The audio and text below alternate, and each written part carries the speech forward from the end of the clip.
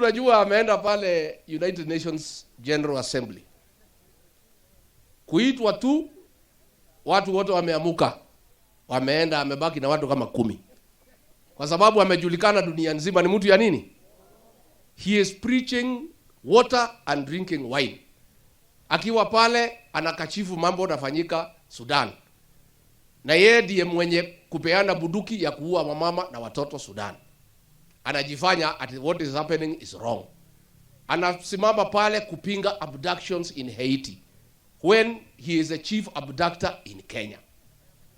Anaweza kusema hataki criminal gangs in Haiti. Criminal gangs yeye ndiye mwenye kupanga hapa Nairobi wakiwa na governor.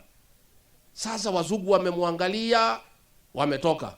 Ile watu wamebeba waziri moja ile ya kuuza madawa ya kulevya, anakula juku karanga akisikiza uongo. Mlimuona huyo waziri? Anakula nini? Hata yeye amechoka na uo. Sasa huyu mtu ametuaibisha. Wazungu wanatuliza hii uongo mlitoa wapi?